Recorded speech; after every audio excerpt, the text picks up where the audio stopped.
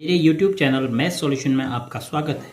यदि आपने अभी तक चैनल को सब्सक्राइब नहीं किया है तो प्लीज़ चैनल को सब्सक्राइब कर बेल आइकन का बटन जरूर प्रेस कर लें, जिससे कि गणित के किसी भी प्रश्न पर बनने वाली वीडियो अपलोड होते ही नोटिफिकेशन के द्वारा आप तक शीघ्र पहुँच जाए।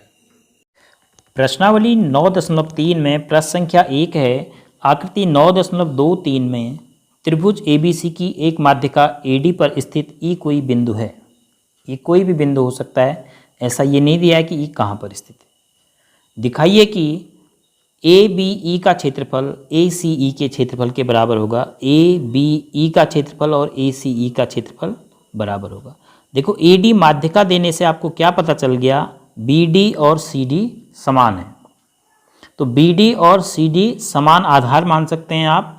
तो ABD का क्षेत्रफल और ACD का क्षेत्रफल बराबर हो जाएगा, क्योंकि ये BD और CD समान लंबाई के होंगे।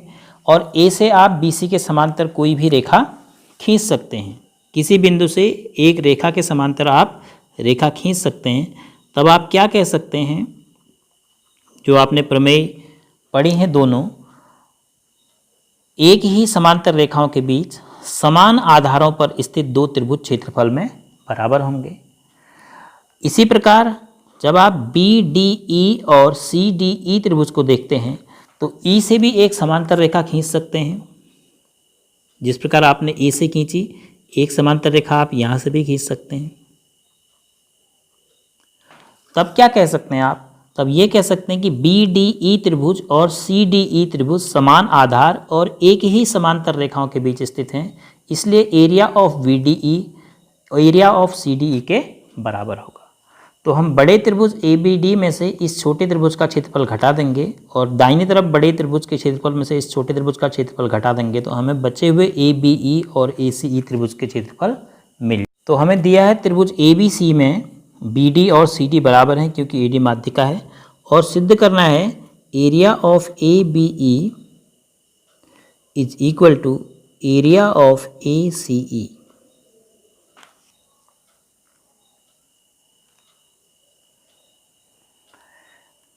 तो हम सबसे पहले त्रिभुज ABD और त्रिभुज ACD के बारे में बात करें।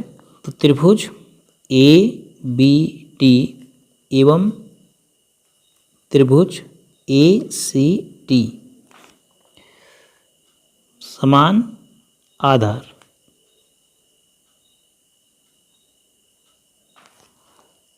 समान आधार क्या, BD बराबर CD और एक ही समांतर रेखाओं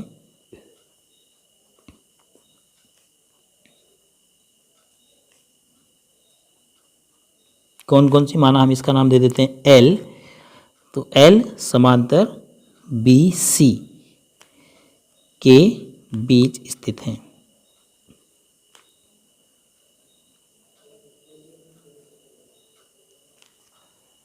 तो इससे आपको क्या मिल जाएगा, एरिया ऑफ ABD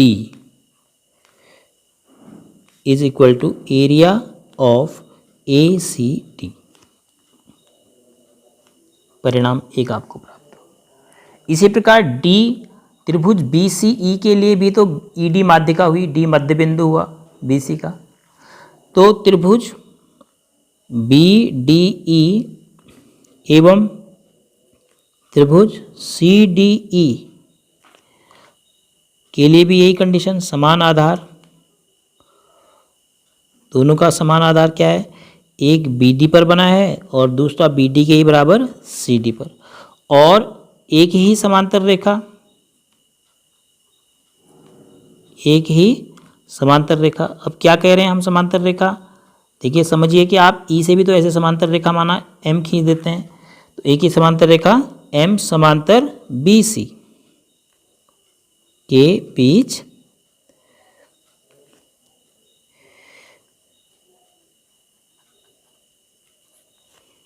स्थित हैं।